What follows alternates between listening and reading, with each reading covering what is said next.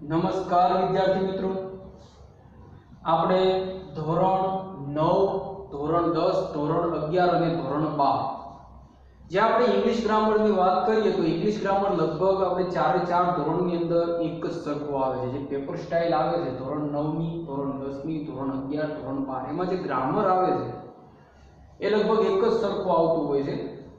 જે આપણે એક સરખા ટોપિક આવે છે એવા ટોપિક છે સ્પીચ, વોઇસ, ટેન્સ, એ સિવાય કંજક્શન,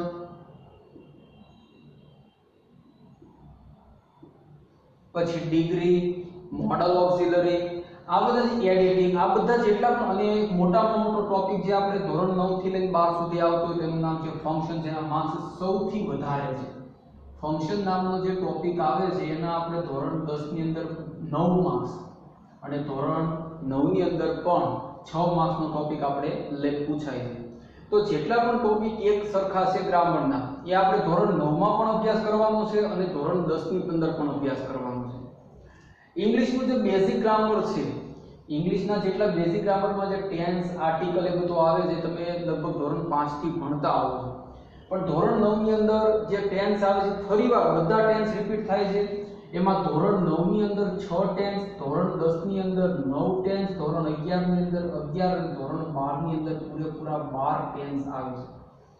તો કહી એવું શકાય કે જે આ ઇંગ્લિશનો વિષય જે ગ્રામર છે એ દરેક ધોરણમાં થોડું આનું જે લેવલ છે અપ થતું જાય. આપણે સ્પીચ છે એમાં આપણે 5 વાક્યો ભણવાના આવે ટોટલ: ઉદ્ગાર, આજ્ઞાર્થ, વિધાન, પ્રશ્નાર્થ, અને જે 5મા નંબરનું જે સમજવાનું આવે છે એ છે શુભેચ્છાકારક વાક્ય, લેટ્સ વાળા વાક્ય, એ બધા સમજવાના આવે છે. તો આપણે જે સ્પીચમાં આટલા બધા વાક્ય ન શીખતા આપણે મુખ્ય 2 વાક્યોને શીખવા પડે. કયા 2 વાક્યો શીખવા પડે? તો 2 વાક્યોમાં આવે એક પ્રશ્નાર્થ અને એક વિધાન. આનાથી તમારી સ્પીચની શરૂઆત થાય. તો તમે જ્યારે પણ સ્પીચ ભણો છો ત્યારે તમે એવું ન માનતા કોઈ ધોરણને લઈને નહીં, કોઈ પેપર માટે નહીં, કોઈ બોર્ડ માટે નહીં. સ્પીચ આપણી જે પૂછાય છે, સ્પીચ પૂછાય છે કેટલા માર્ક્સની પૂછાય છે? માત્ર 3 માર્ક્સની. કેટલા માર્ક્સની પૂછાય છે? 3 માર્ક્સની. પણ આપણે 3 માર્ક્સ માટે સ્પીચ નથી શીખતા. ઇંગ્લિશ ગ્રામરનો કોઈ પણ ટોપિક ધોરણ આપણે ધોરણ મેં તમને વાત કરી દીધી ધોરણ 9, 10, 11 અને 12 ગ્રામરના ટોપિક જે આવે છે એ એક સરખા ઘણા બધા છે. પહેલા આપણે જેટલા પણ ધોરણ બધા ધોરણમાં એક સરખા ટોપિક આવે છે એનો અભ્યાસ કરવાનો છે. પહેલી વસ્તુ આ. એટલે તમે કોઈ દી ફક્ત એટલું નહીં કે ધોરણ 10 માં કે ધોરણ 9 માં કે ધોરણ 11 કાંઈ પણ તમે એક મતલબ કાઢી નાખો. હું એ જે ધોરણ ભણું છું એની માટે ઇંગ્લિશ ગ્રામર શીખું છું એ પહેલા મગજમાંથી હાવ કાઢી નાખવાનું છે.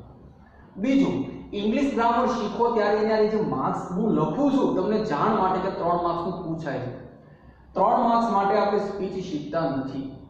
સ્પીચ એટલા માટે શીખવામાં આવે છે કે સ્પીચને કારણે આપણને બીજા ઘણા બધા ટોપિક આવડે, તમને ગ્રામરની પ્રેક્ટિસ થાય, તમને કયા વાક્ય શું કહેવાય એની માહિતી મળે, તમને બોલનાર શું કહેવાય, સાંભળનાર શું કહેવાનું, ભૂતકાળ શું કામ થાય એ બધી તમને માહિતી મળે છે. બહુ જ બેઝિક ટોપિક છે સ્પીચ.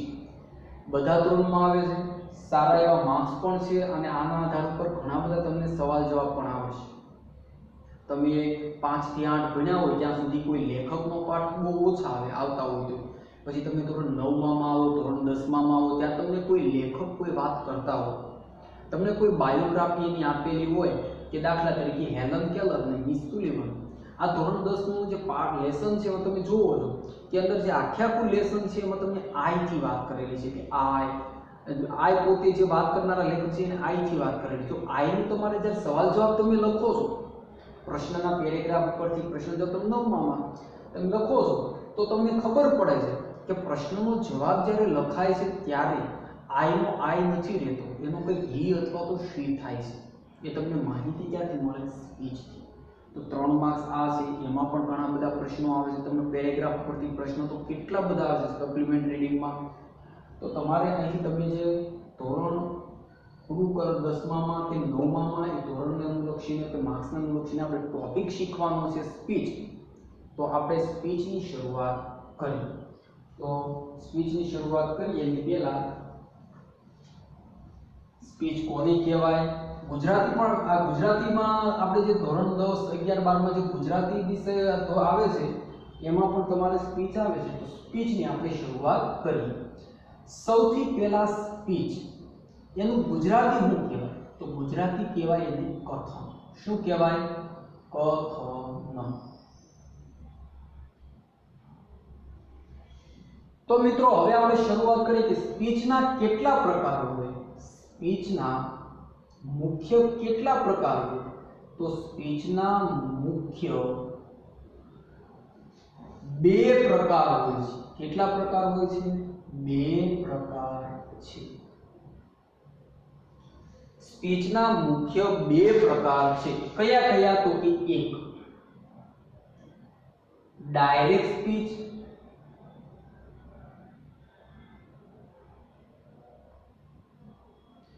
અને બીજો પ્રકાર છે ઇનડાયરેક્ટ સ્પીચ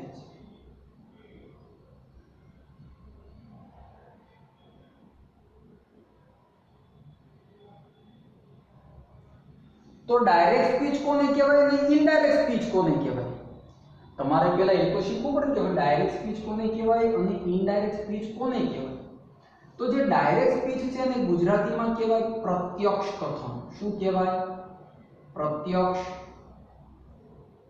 કથન અને ઇનડાયરેક્ટ સ્પીચ છે એને ગુજરાતીમાં કહેવાય પરોક્ષ કથન તો પ્રશ્ન એ થયો કે પ્રત્યક્ષ કથન અને પરોક્ષ કથન એટલે શું ઈ વડે શું આપણે ભણવાનું છે તો તમારે ભણવાનું એક જ વસ્તુ છે કે તમે જ્યારે કોઈ બે વ્યક્તિ વાત કરે છે જ્યારે તમે તમારી સામે કોઈ બે વ્યક્તિ વાત કરે છે તો આપણે એને સામાન્ય રીતે આપણે એમ કહીએ છીએ કે બે ડાયરેક્ટ વાત કરી કેવી વાત કરી ડાયરેક્ટ પ્રત્યક્ષ વાત કરી પણ જ્યારે કોઈ બે વ્યક્તિએ વાત કરી છે અને ત્રીજો વ્યક્તિ એ વાતને સાંભળી અને કોઈ બીજાને કહે છે ત્યારે એને કહેવાય છે ઇનડાયરેક્ટ સ્પીચ જ્યારે કોઈ બે વ્યક્તિએ કરેલી વાત છે એને કોઈ સાંભળી અને ત્રીજા વ્યક્તિ સમક્ષ એ વાત રજૂ કરવામાં આવે છે ત્રીજા વ્યક્તિ થકી એ વાત રજૂ કરવામાં આવે છે ત્યારે એને કહેવામાં આવે છે પરોક્ષ કથન પ્રત્યક્ષ એટલે ડાયરેક્ટ વાત પરોક્ષ એટલે ઇનડાયરેક્ટ વાત બરાબર તો આપણે પ્રત્યક્ષ કથન પરોક્ષ કથન કોને કહેવાય એની આપણે એક એક્ઝામ્પલ પહેલા સમજીએ તો સૌથી પહેલા દર્શન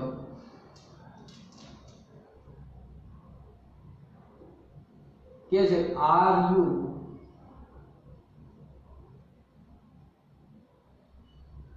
રેડી મોહન એવો પ્રશ્ન કરે છે મોહન તું તૈયાર છે અને Mohan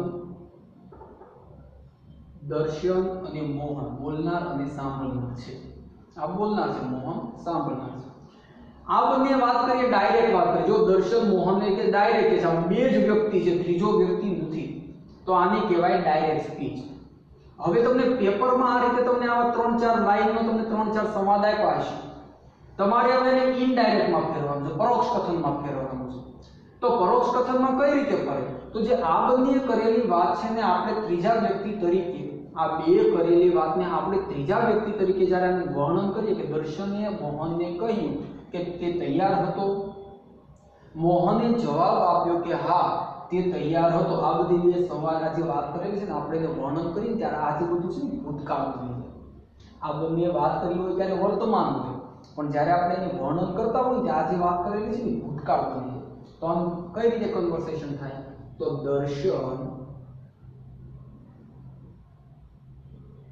asked Mohan if he was ready. તમારે ખાલી સમજવાનું છે તમારા વોઝ કેવી રીતે આવ્યો હી કેવી રીતે આવ્યો એ આપણે પછી શીખવાનું છે પણ પહેલા આપણે સમજી લઈએ જ્યાં દર્શન છે ને એને આપણે બોલનાર કહીશું કારણ કે બોલે છે મોહન સાંભળનાર છે તો દર્શનને કહેવાય બોલનાર એવી જ રીતે મોહનને કહેવાય સાંભળનાર શું કહેવાય સાંભળનાર આ બે વસ્તુ હવે આ બે વસ્તુ તો તમને આપેલી છે એ તમારે ગોતવા જવાની નથી તમને બહુ આસાનીથી ખબર પડે કે આ બોલનાર છે ને આ સાંભળનાર છે તો તમારે ફેરફાર કયા કયા કરવાના છે તો પહેલો ફેરફાર આ શરત આને કહેવાય રિપોર્ટિંગ વર્બ આરવી. તમે વાત કરતા હોય બોલો ને કે મેં કહ્યું કે, પૂછ્યું કે, સાંભળ્યું કે, જવાબ આપ્યો કે, આ જે શબ્દો છે ને બધાને રિપોર્ટિંગ વર્બ કહેવાય. અને આને કહેવાય પહેલો ફેરફાર. કયો ફેરફાર કહેવાય? પહેલો. હવે બીજો ફેરફાર. બીજા ફેરફારનું નામ છે સંયોજક.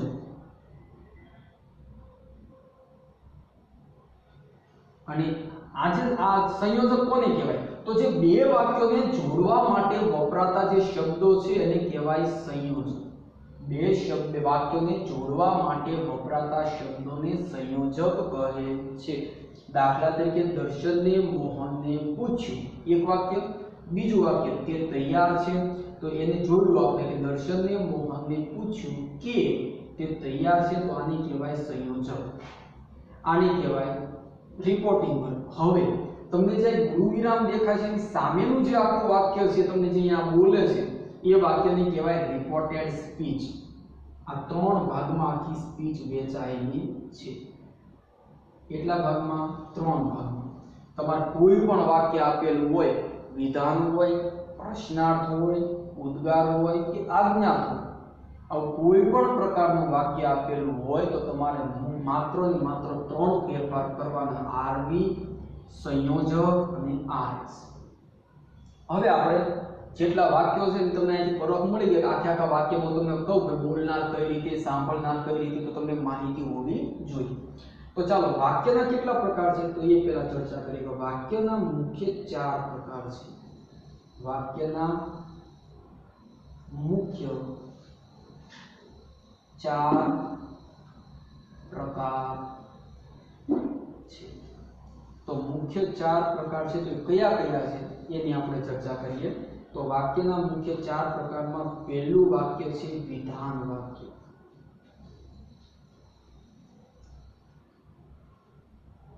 બીજું છે પ્રશ્નાર્થ વાક્ય. ત્રીજું છે ઉદ્ગાર વાક્ય. અને ચોથું છે આજ્ઞાર્થ. આ મુખ્ય છે. પછી એની પછીના જે અન્ય વાક્યો છે, અન્ય વાક્યમાં તમને લેટ્સ વાળા આપેલા હોય, શુભેચ્છાકારક વાક્ય આપેલા હોય, પછી તમને અન્ય જે વાક્ય આપેલા હોય છે એ બધા વાક્યનો સમાજ આપણે અન્ય વાક્યમાં કરીશું. તમારા મુખ્ય તો પહેલા 4 શીખવા પડે. એમાં આપણે પહેલું વાક્ય લઈએ વિધાન વાક્ય. જેને વિધાન વાક્ય આવડે એને આખી સ્પીચ આવડે. તો થોડું મહત્વનું છે, એમાં ઘણા બધા ફેરફાર આવે છે. એ બધા ફેરફાર આપણે વારાફરતી લેતા જઈએ. તો સૌથી પહેલું વાક્ય છે વિધાન વાક્ય. તો વિધાન વાક્યની ઓળખાય કઈ રીતે? તો તમને કૌંસમાં લખું છું, જે વાક્યની શરૂઆત કર્તાથી થાય અને અંતે પૂર્ણ વિરામ હોય એ વાક્યને વિધાન વાક્ય કહેવાય. તો મારે તમને અહીંયા ઓળખ લખાવી હોય તો કઈ રીતે લખાવાય?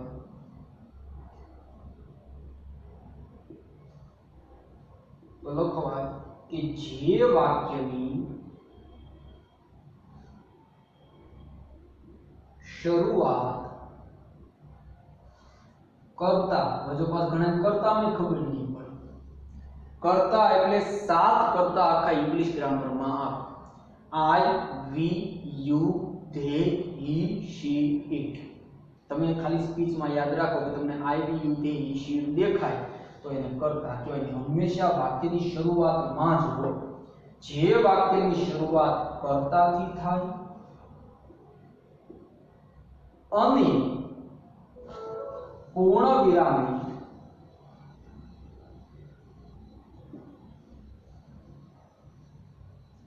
પૂરું થાય એ વાક્યને વિધાન વાક્ય કહેવાય. કેવું વાક્ય કહેવાય? વિધાન વાક્ય કહેવાય. તો ઓળખમાં કહી શકાય કે જે વાક્યની શરૂઆત કર્તાથી થાય અને એ જ વાક્ય જો પૂર્ણ વિરામે પૂરું થાય તો એ વાક્યને વિધાન વાક્ય કહેવાય. तो विधान वाक्यમાં પાછા પણ ફેરફાર કરવાના તો વિધાન વાક્યમાં કેટલા ફેરફાર થાય તો વિધાન વાક્યમાં મુખ્ય 3 ફેરફાર થાય એ ખાસ યાદ રાખવાના છે વિધાન વાક્યમાં 3 ફેરફાર થાય કેટલા ફેરફાર થાય 3 ફેરફાર થાય કયા કયા તો એક કાળ માં ફેરફાર શોર્ટ માં લખું છું કાળમાં ફેરફાર સમય સૂચક શબ્દોમાં ફેરફાર અને ત્રીજું સર્વનામમાં કેટલા ફેરફાર થાય તો કે કાળ સર્વનામ અને સમય સૂચક આ 3 ફેરફાર થાય છે તો આપણે હવે શરૂઆત કરીએ કે કાળમાં ફેરફાર પહેલો ફેરફાર લઈએ પહેલો ફેરફાર કયો છે 1 કાળમાં ફેરફાર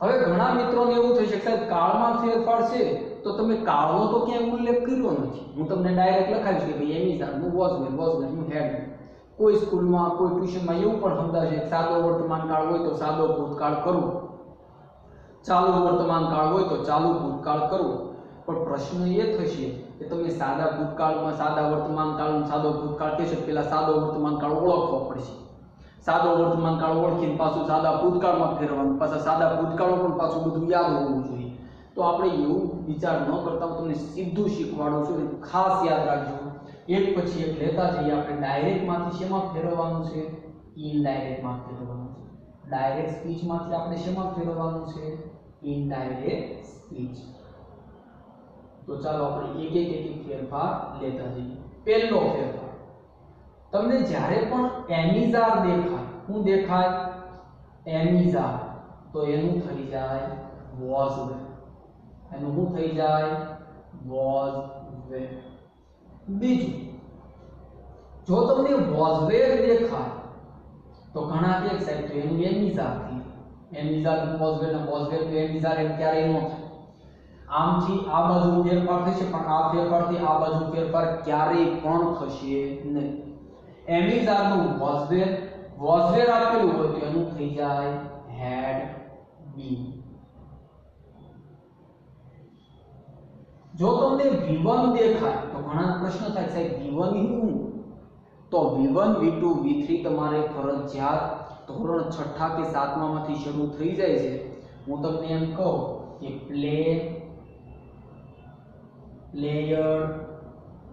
લેયર આ તમે કદાચ શીખ્યા હશો તમને નીચેના ધોરણમાં મોઢે કરાવ્યું છે લેયર પછી તમને એવું કીધું છે સ્ટેન્ડ સ્ટૂલ આ સાદા આ જે v1 v2 v3 કોને કહેવાય તો જો અહીંયા તમને v1 v2 અને આને v3 કહેવાય હજી v4 ને v5 પણ આવે પણ એ બહુ આસાન છે ing લગાડી દીધો v4 ને s લગાડી દીધો v5 એ તમારે શીખવાની જરૂર નથી તો તમને આવડે પણ આને તમારે મોઢે કરવા પડે આ તમે મોટા ભાગનાને ed લગાડવાનું જ આવે પણ જે અનિયમિત છે જેને ed નો લાગે એટલે બીજું થાય અરોઝ અરાઇઝન આની પાછળ વો લાગે આની પાછળ વો લાગે પ્લેન શું થઈ જાય રમવું સ્ટેન્ડ ઊભું રહેવું વો લાગે આની પાછળ યો લાગે રમ્યો ઊભો રહ્યો આની પાછળ લ લાગે રમેલો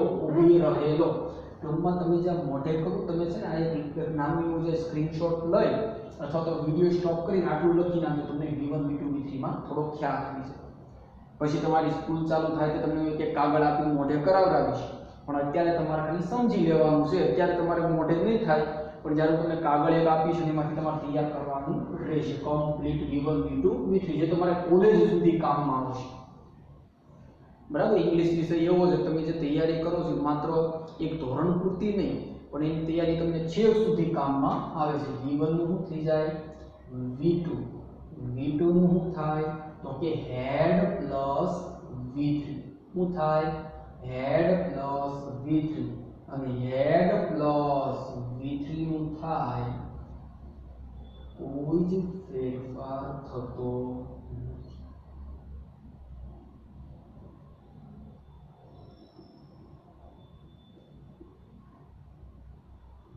અહીંયા સુધી ખબર પડી ગઈ।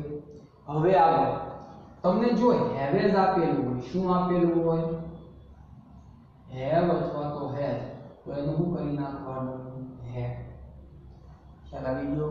એની પછી જો તમને ડુ આપેલું હોય અથવા તો ડઝ આપેલું હોય તો એનું તમારે કરી નાખવાનું ડીડ। તમને ડુ કે ડઝ કે ડીડ ત્રણેય એની સાથે જો તમને નોટ આપેલું હોય, ડુ નોટ, ડઝ નોટ કે ત્રણેય નો આરે આપેલા, ડુ નોટ આપેલું હોય, ડઝ નોટ આપેલું કે ડીડ નોટ આપેલું હોય તો એનું થઈ જાય હેડ નોટ। તો અહીંયા સુધી ખબર પડી કે હજી આગળ જો એમિઝાર નું વોઝ વેર નું હેડ બીન, V1 નું V2, V2 નું had plus V3, had plus V3 નો કોઈ જ ફેરફાર થતો નથી, હેવેજ નું હેડ, ડુ ડઝ નું did, do not, does not કે સોરી ડુ ડઝ નું did, do not, does not કે ડીડ નોટ, તો એનું થઈ જાય હેડ નોટ। હવે મોડલ ઓક્સિલરી જોઈ લઈએ। તમને શેર દેખાય કે વિલ દેખાય, આ બંનેનું થઈ જાય would। તમને કેન દેખાય તો એનું થઈ જાય could। તમને મે દેખાય તો એનું થઈ જાય might। પણ તમને જો તમને should, would, could, might અને must આવું દેખાય તો કોઈ જ ફેરફાર થતો નથી।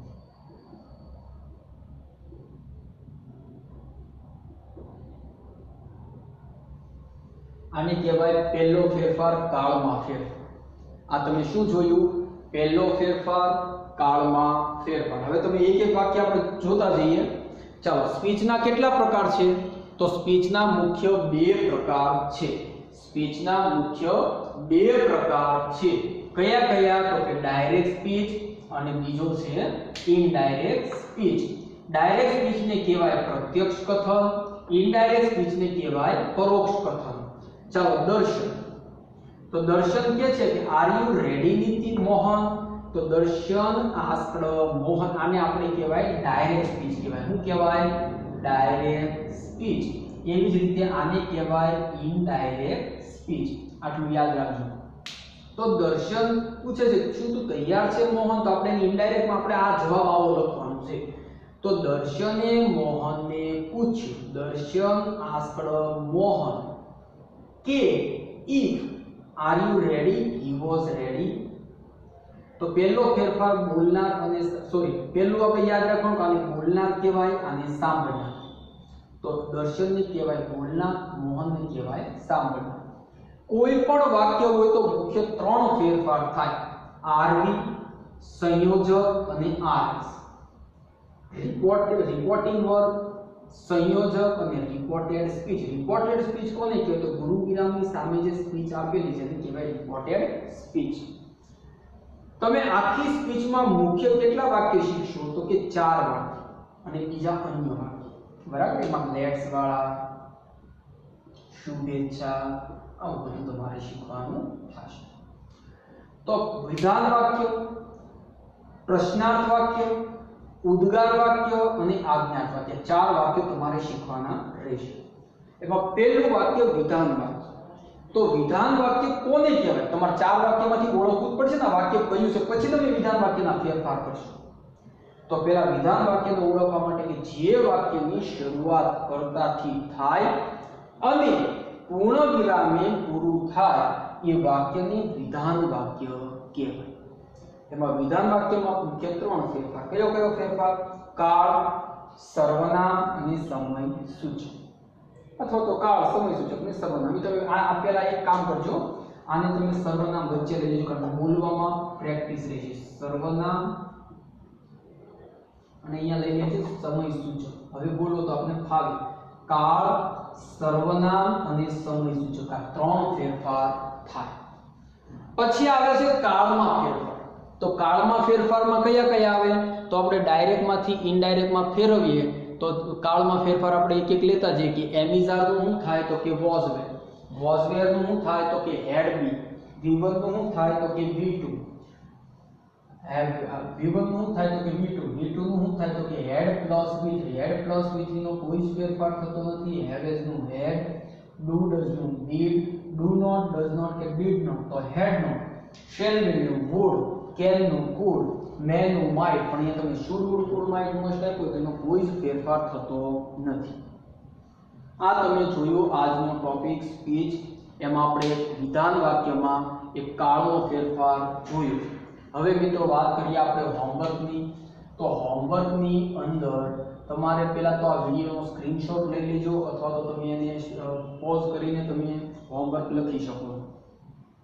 તમારે પહેલા તો પાકા ચોપડામાં લખવાનું છે. પહેલું કામ તમારે શું કરવાનું છે, તમારો અંગ્રેજી વિષયનો ગ્રામરનો સ્પેશિયલ ચોપડો બનાવી અને સ્પીચ તમારે પાકા ચોપડામાં જે લખેલું છે બધું વ્યવસ્થિત લખવાનું. બીજું એક કામ તમારે તો પહેલું કામ શું કરવાનું છે, પાકા ચોપડામાં તમારે આ લખવાનું છે. પછી તમારે બીજું રફ બુકમાં લખવાનું થશે, પણ રફ બુકમાં તમારે બધું નથી લખવાનું. આ જે કાળમાં ફેરફાર છે એ તમારે 3 વખત લખી અને તૈયાર કરવાનું છે. કેટલી વખત લખવાનું છે? 3 વખત લખી અને તૈયાર કરવાનો છે. કયો ફેરફાર તો કે કાળમાં ફેરફાર. પણ તમારે પહેલા એક વખત લખી અને મોઢે કરી અને પછી 2 વખત લખવાનું છે. ડાયરેક્ટ લખવાનું કીધું એટલે ઉતારો નથી મારી દેવાનો. જ્યારે તમને અહીંયા બોલાવવામાં આવે, તમારી બુક ચેક કરવામાં આવે ત્યારે મારી 2 બુક જોઈએ. પાકા બુકમાં તમારા બધું કમ્પ્લીટ લખેલું, જે કાંઈ લખાવું લાઈનસર લખેલું, વ્યવસ્થિત લખેલું જોઈએ. અને તમારે રફ બુક પણ મારે જોઈશે જેમાં તમે હોમવર્ક કરીને આવો છો. કોઈ વસ્તુ બાકી રહેવી જોઈએ નહીં. અને બીજી એક વાત, તમે જ્યારે તમે લખો છો એ ફક્ત તમે એ પૂરતા ધોરણ પૂરતું નથી, તમારે આગળના ધોરણોમાં પણ કામમાં આવશે, છેક 12મા સુધી. બરાબર? તો અહીંયા આપણે આજનો વિડીયો પૂરો કરીએ. નમસ્કાર.